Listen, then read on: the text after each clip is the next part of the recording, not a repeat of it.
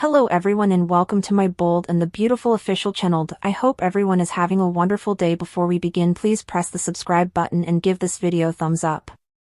Hold on to your designer scarves and haute couture drama, because what Ridge Forrester just uncovered about Taylor Hayes is about to shatter the Forrester family like never before. In a story twist so dark, emotional, and utterly game-changing, Ridge is left speechless as he stumbles upon a devastating secret Taylor has buried deep, a secret that threatens to upend not only their relationship but the very foundation of trust at Forrester Creations. Is it betrayal? A love child? A medical crisis? Or something far, far worse? The whispers behind the door. It all began with a whisper. Ridge returned early from a business trip in Paris, eager to surprise Taylor, maybe even rekindle the fire they'd recently begun to stoke again after years of emotional chaos. But as he entered the Malibu beach house, he heard Taylor murmuring on the phone. He wasn't supposed to hear it, but what he heard would change everything. "I can't keep hiding this from him, it's eating me alive. If Ridge finds out the truth about that night, everything we rebuilt will be gone." That night? Ridge's brow furrowed. His heart pounded. What night? Who was she talking to? Taylor hung up quickly. Ridge walked in, pretending he hadn't heard. But inside, suspicion bloomed. Ridge starts digging. Unable to ignore what he heard, Ridge went to the only person who might have answers, Steffi. But Steffi was no help. In fact, she seemed nervous when Ridge mentioned Taylor's odd behavior. "Dad, maybe you're overthinking it. Mom's been through a lot. She's just stressed." But Ridge knew that tone. His daughter was hiding something too. So he took a risk. He broke into Taylor's locked drawer in the beach house study and found something shocking. A letter addressed to Dr. James Warwick. The contents? "James, I need help. The hallucinations are back. The medication isn't working. I fear I may have done something I can't undo." Ridge froze. A mother's guilt, a psychiatrist's silence. Ridge confronted Taylor that night, waving the letter in front of her. She gasped, her face turning pale. "I didn't want you to find out like this," she whispered. That's when the truth spilled like broken glass across the room. Taylor confessed that months ago, she had a breakdown, triggered by seeing Brooke and Ridge together on a tabloid cover. She had started hallucinating. But during one of those psychotic episodes, she visited Brooke's house. "I don't remember everything, Ridge. But I woke up the next morning, and there was blood on my hands." Brooke had never reported any incident. But could something have happened that night? The night Brooke blacked out. The plot thickened when Ridge went straight to Brooke, demanding to know if anything strange happened on the night of the Forrester Gala. Brooke's eyes widened. "That night? I passed out. I thought it was too much champagne. But when I woke up, my bedroom was a mess, and I had this strange cut on my arm." Suddenly, everything clicked. Taylor may have attacked Brooke during a blackout. But why didn't Brooke say anything? Was she protecting Taylor? Or hiding something herself? Ridge was torn between disbelief and horror. Steffi and Thomas get involved. As Ridge unraveled the truth, Steffi and Thomas begged him to keep it private. "Dad, Mom's sick. She's getting treatment. You can't let this ruin her." But Ridge wasn't sure he could stay silent. Not when it looked like Taylor might be capable of more than anyone thought, especially after he discovered Taylor's hidden medical report in her email inbox. It revealed something even more terrifying. Taylor had been diagnosed with early-onset dementia, and was hiding it. The tragic truth about Taylor. Taylor finally confessed. "Yes, I'm sick. I've known for over a year. But I didn't want to be pitted. I didn't want to lose my practice, or you." She broke down sobbing in Ridge's arms. But Ridge couldn't find the words. Could he love someone who might not remember him in a few years? Who might lash out in confusion again? And worse, what if she did something dangerous again? The paternity secret. Just when you thought it couldn't get worse. Taylor admitted there was another secret. A paternity secret. Ridge. Thomas might not be your son. Those words echoed in Ridge's mind like a thunderclap. She told him that during her medical rotation in Morocco, she had a brief affair with a colleague, and when she got pregnant, she let Ridge believe Thomas was his. Was it true? Ridge demanded a DNA test. When the results came in, the truth was undeniable. Thomas was not Ridge's biological son. Ridge explodes, and Brooke finds out. The fallout was nuclear. Ridge stormed out. Brooke found him shattered, sitting in Eric's garden with a bottle of scotch and a heart in pieces. Everything was a lie, he told her. And though Brooke comforted him, it was clear this changed everything. The Logan versus Taylor rivalry had taken a new turn, and Ridge was being pulled back into Brooke's arms like a moth to a very dangerous flame. But Steffi had been watching. And she vowed, "If Brooke uses this to take Dad away, I will destroy her." The proposal, the intervention, the deception. While Ridge was unraveling, Taylor planned one last move. She organized a surprise dinner and pulled out a ring. "I may forget you one day, but I want to remember being your wife again." But Ridge couldn't say yes. Instead, he brought in Finn, Steffi, Thomas, and even Brooke for a full intervention. "Taylor, you need full-time care. You're not safe." Taylor screamed, cried, collapsed. And then Ridge saw it in her eyes, she wasn't sick. It was a manipulation. He demanded a new test. The diagnosis deception. The retest came back clear. Taylor didn't have dementia. She had faked it to win Ridge's sympathy, and to cover up what she really did. Drug Brooke and stage a fall to make her look unwell during the gala, hoping Ridge would see Brooke as weak. She confessed it all in a tearful breakdown at the Forrester mansion. "I just wanted you back, Ridge. I couldn't lose you to her again." Ridge walks away, for good? Stunned and betrayed, Ridge packed his bags. "I'm done, Taylor. I can't keep rescuing you from your lies." He returned to Brooke's arms, but his heart wasn't whole. Because deep down, he wondered, had he ever really known Taylor at all? And in the shadows, a new danger was watching. Sheila Carter had heard everything. "Oh, Taylor. You just handed me the key to destroy the Forresters, and I'm going to use it." Firecracker to be continued. This is only the beginning of the storm. Sheila is on the move. Brooke and Ridge are back together, but for how long? Taylor is spiraling. And Thomas? He's about to find out the truth about his real father. The Bold and the Beautiful recap for Wednesday, June 18th, reveals that Luna Nozawa approached Hayes Finnegan after his time on the sand with the other kiddies. In a moment alone, Luna offered Hayes a gift and handed over an origami crane. Hayes was pleased and snappily showed it to all his musketeers inside the sand house, where the art program was still going on. After Hayes told Miss Dillon that a nice lady gave the crane to him, she played up the idea of letting the whole class do some origami soon. Once it was time for Hayes to leave on Wednesday's B&B occasion, Electra Forrester came to pick him up. Luna glared at Electra and Hayes hard, so she easily wasn't happy about the commerce. At the Precipice House, Steffi Forrester opened up to Taylor Hayes about how selfless Liam Spencer was being and all the tough feelings she was feeling about his brewing demise. There was also some talk about Luna and how she'd only met Hayes many times.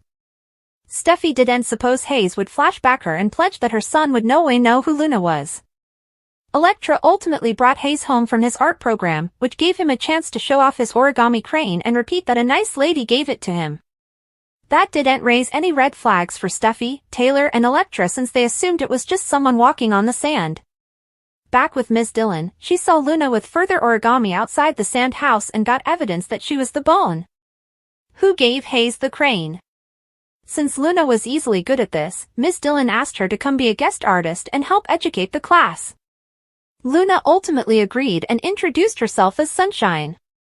At Forrester Creations, Ridge Forrester grilled Nick Marone about why he was back in LA. Nick acted like he was mixing business with pleasure and suggested congratulations were in order.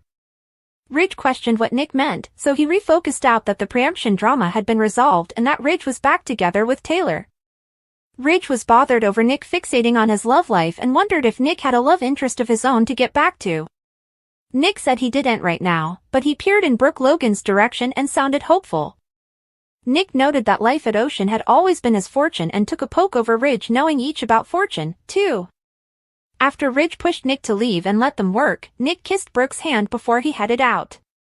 Brooke played down her commerce with Nick and acted like there was no need for covetousness. Indeed so, Ridge lumbered about Nick not being a good person and advised Brooke to stay down from him. In the end, Brooke had a mischievous glint in her eye, like perhaps she allowed this covetousness flare-up could work to her advantage with Ridge. The bold and the beautiful spoilers say Ridge's romantic future will come with some curveballs, so stay tuned for updates on all the shocking news to come. The bold and the beautiful recap is eventually in for Wednesday, June 18, 2025. In Moment's occasion, Ridge Forrester orders Nick Marone down from Brooke Logan. Meanwhile, Luna Nozawa gives a gift to Hayes Forrester Finnegan. Ridge Forrester vs. Nick Marone at Forrester Creations. Ridge wants to know why Nick is there. The developer brings up life on a boat. Nick counters that home is wherever he puts his anchor. Right now, Nick wants his anchor inside of Brooke. Jack Marone is brought up again. This is the alternate time in a week Jack has been mentioned. The shipping man congratulates his rival on reuniting with Taylor Hayes. Ridge and Nick get hot. In their discussion, Nick kisses Brooke's hand, also struts out. Brooke tries to explain. You don't have to explain anything, Brooke, the Golden explains anyway. Nick's return was a total surprise. He's just a good friend. Brooke does tell her partner that he has no right to be jealous. Ridge orders her to stay down from Nick. Really, Ridge? Brooke is a puppy dog. Taylor Hayes support at the Precipice House. Taylor is talking to Steffi Forrester Finnegan about the art class. Steffi brings up how amazing Electra Forrester is with Hayes. They turn the content to Liam Spencer. He's being so valorous. Taylor blames Bill Spencer for all the stress Liam is going through. Taylor does say that John Finnegan might feel incompletely responsible for how Luna turned out. Taylor fears the stress is taking a risk on Steffi. The Sun declares that Hayes will no way know Luna. She'll make sure of it. Luna Nozawa's gift outside the sand house. Luna continues observing on the art class. As the schoolteacher brings everyone inside from the sand, Hayes forgot commodity. Hayes struggles looking for what he dropped, but is floundering to find it. With the schoolteacher and rest of the kiddies outside, Luna takes the occasion to approach Hayes. Luna calls him by name, also gives him a gift. Luna hangs around outside while Hayes shows Electra his gift. Electra takes Hayes back to his parents at home. Meanwhile, the art schoolteacher asks Luna to be a guest educator. At first, Luna seems panicked, but also realizes this is her ticket to Hayes. So, she calls herself Sunshine and goes outside. Partake your studies in the comments section below. Flashback to keep watching The Cleaner on CBS or Paramount to find out what's coming up next. Welcome, bold and the beautiful fans, to the most jaw-dropping, heart-racing, edge-of-your-seat recap and breakdown of the Wednesday, June 18, 2025, episode. Buckle up, because this midweek installment wasn't just a filler, it was an emotional roller coaster that changed everything. In just one beachside moment, Luna Nozawa redefined obsession.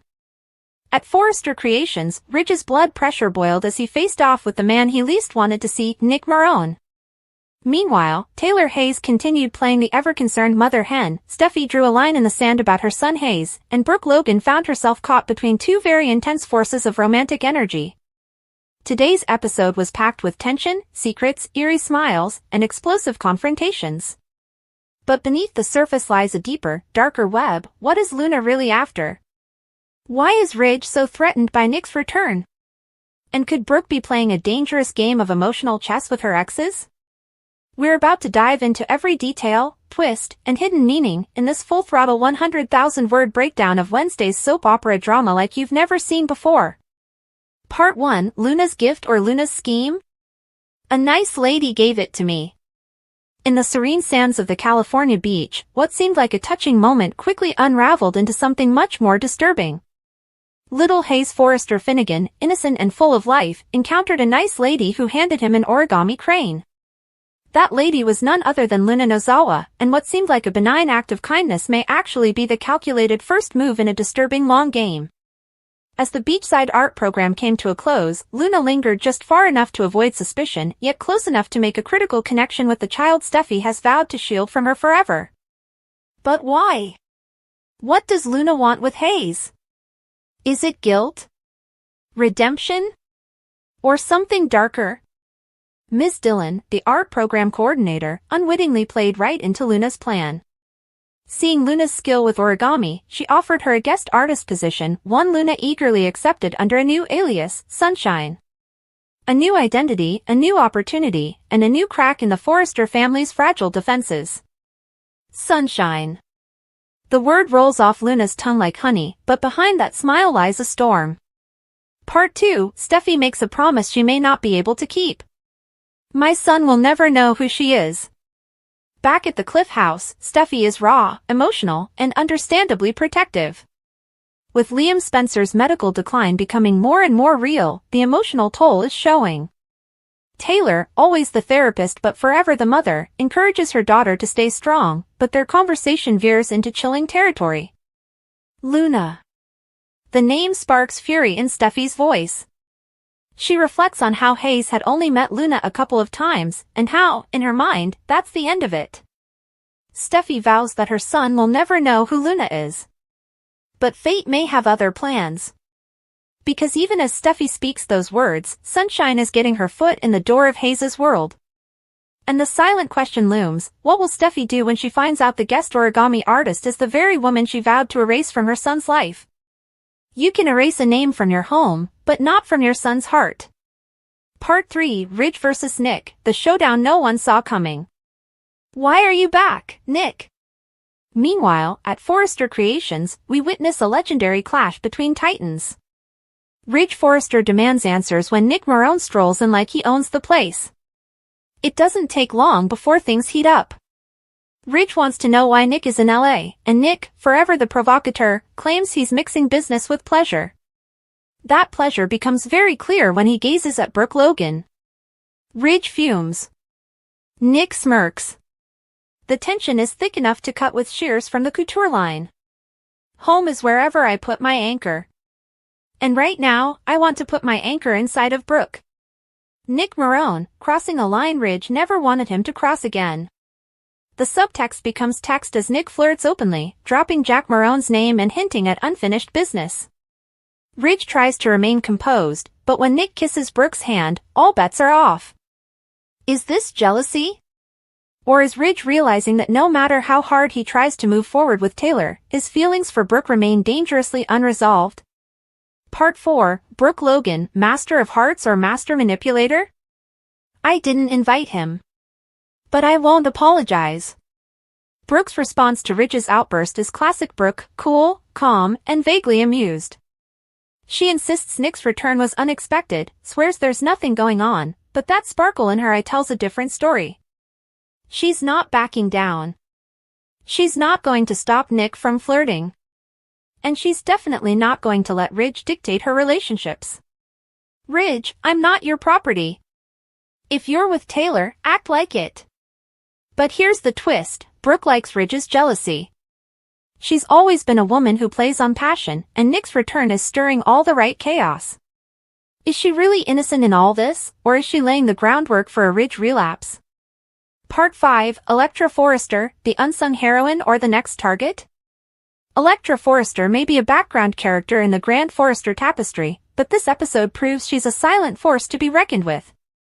She's the one who picks up Hayes from the beach. She's the one who takes him home. She's the one who doesn't flinch when Luna glares daggers in her direction. While Taylor and Steffi gush over Electra's connection with Hayes, Luna sees her as an obstacle. Could this put Electra in danger? Sometimes, you don't need to speak to be in a war. You just need to stand between the obsession and the target. Part 6, The Unspoken Threats, Hidden Connections, and Coming Collisions. So much is brewing beneath the surface of this episode. Consider these possibilities. Is Sunshine just Luna's way of sneaking into Hayes' life, or is it the beginning of an identity fracture? Ridge may be with Taylor, but his obsession with Brooke's love life suggests old wounds still bleed. Nick is back, but for how long? And does he bring secrets of his own? Steffi's vow to keep Luna away from Hayes could explode when the truth about Sunshine comes out.